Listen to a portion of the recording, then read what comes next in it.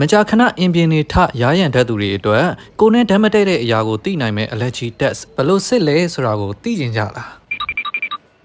တခါတလေကြာရင်ဘာကြောင့်မှမသိပဲနဲ့ဒီမျက်နှာတွေကိုလုံးတွေမှာအင်မြင်ထလာတကြတဲ့သူတွေရှိကြမယ်လို့ထင်တယ်နော်ကျွန်တော်ကကြတော့ဒီအစားအသောက်တစ်ခုခုကြောင့်ပဲလားဒါမှမဟုတ် cosmetic တစ်ခုခုကြောင့်ပဲလားမသိဘူးဒီမျက်နှာမှာခြင်ကိုက်ဖို့လိုအဖုကြီးတွေထွက်လာတတ်တယ်ပြီးတော့နှာဆေးနှာပိတ်တာနှာချီတာမျိုးတွေလည်းခဏဖြစ်တတ်တယ်ပုံမှန်ဆိုရင်တော့ diary လိုမျိုးရေးမှတ်ထားပြီးတော့ကိုကဘာစားလိုက်တယ်ဘာလိမ့်လိုက်တယ်ဆိုတာကိုစင်ချင်ပြီးတော့ရှောင်လိုက်မယ်ဆိုရင်အဆင်ပြေသွားတတ်တယ်ပေါ့နော်ဒါပေမဲ့ကျွန်တော်ကအဲ့ဒီလိုမျိုးရေးမှတ်ထားလဲအဆင်မပြေဘူးပေါ့နော်ဘာနဲ့တင်မှန်းသိချာမသိရဘူးဖြစ်နေတယ်ဒါကြောင့်အခုဘန်ကောက်ရောက်တော့ဒီ Thai Nhat Green Hospital မှာ allergy test လာစစ်တာပေါ့အဲ့ဒါကြောင့်ကျွန်တော်လူမျိုးပဲအင်မြင်ထပြီးတော့ရားရံနေတတ်တဲ့သူတွေနှာဆေးနှာပိတ်ပြီးတော့နှာချီနေတတ်တဲ့သူတွေရှိတယ်ဆိုရင်အခုကျွန်တော်ကိုယ်တိုင်လဲစစ်မှာဆိုတော့ဘယ်လိုမျိုးတွေစစ်လို့ရလဲဆိုတာကိုကျွန်တော်နဲ့အတူလိုက်ပြီးတော့ကြည့်လိုက်ရအောင်နော်စวัสดีครับထုံးစံအတိုင်းအရင်ဆုံး passport ပေးပြီးတော့ register လုပ်ရပါတယ် Thank you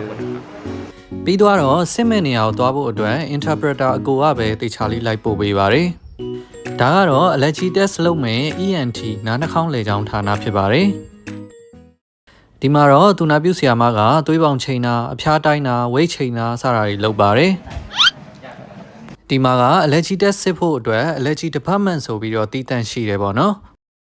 ပြီးတော့အရင်ဆုံးနားနှာခေါင်းလေကြောင်းအထူးကုဆရာဝန်ကြီးနဲ့ဆွေးနွေးရပါတယ် Speak in Thai.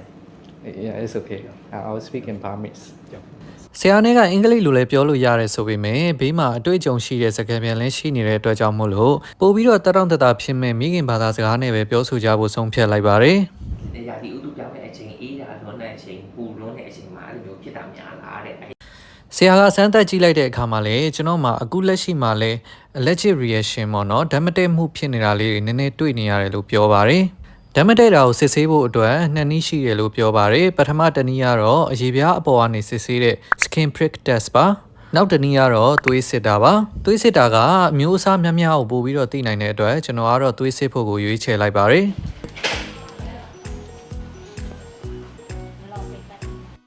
သွေးစစ်ဖို့တိုကင်ရပြီးတဲ့အခါမှာတော့အရှိမခဏလေးထိုင်ဆောင်ရပါတယ်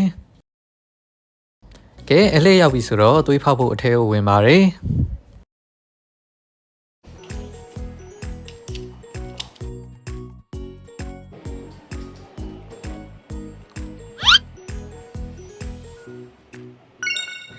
ဒါကတော့ကိုယ့်လူတွေဘူးထုတရအောင်လို့အရေးပြားပေါ်မှာလုပ်တဲ့ skin prick test ကိုဘယ်လိုလုပ်လဲဆိုတာကိုခွင့်တောင်းပြီးတော့ရိုက်လာခဲ့တာပါ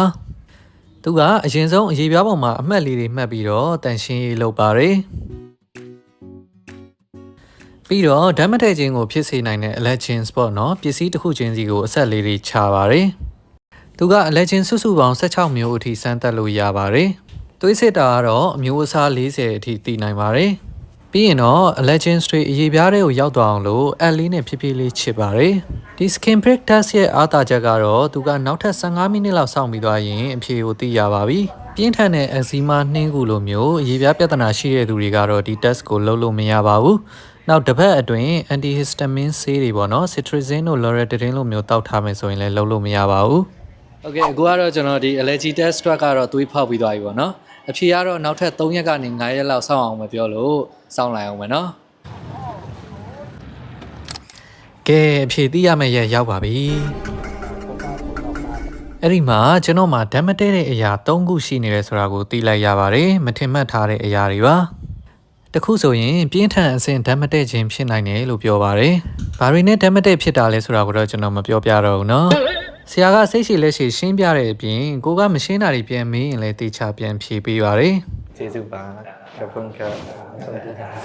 ကဲကျွန်တော်ကတော့ကျွန်တော်နဲ့မတည့်တဲ့ဟာတွေကိုတေချာသိသွားပြီပေါ့နော်တေချာသိသွားတော့တေချာရှောင်လို့ရတာပေါ့ကံကောင်းတာကတော့ကျွန်တော်ကြိုက်တဲ့ seafood တွေတော့တခုမှမပါဘူးတော်သေးတာပေါ့ Nice အဲ့တော့ကျွန်တော်လိုမျိုးဒီလိုမျိုးဓာတ်မတည့်တဲ့သူတွေပေါ့နော်ဘာကြောင့်မှမသိဓာတ်မတည့်ဖြစ်နေတဲ့သူတွေရှိရင်ဒီလိုမျိုး allergy test စစ်ကြည့်တင်တယ်ပေါ့နော်ကျွန်တော်ကတော့ရန်ကုန်မှာရှိတဲ့ဒီ Thai Nhat Green ဆေးရုံမြန်မာပြည်ရုံးခွဲကနေတဆင့်ဆက်သွယ်ပြီးတော့တွားခဲ့တာပါအခု vlog လေးကိုကြည့်ပြီးတော့ကိုမသိတာတွေသိလိုက်ရတယ်အကျိုးရှိရဆိုရင်ကျေနပ်ပါပြီခင်ဗျာတခြားသူတွေလည်းသိသွားအောင်လို့ share ပေးခဲ့ကြအောင်နော်သိချင်တာရှိရင်လည်း comment မှာမေးသွားလို့ရပါတယ်အားလုံးကိုကျေးဇူးတင်ပါတယ်နောက်ထပ် vlog တွေမှာပြန်တွေ့ပါမယ်ခင်ဗျာ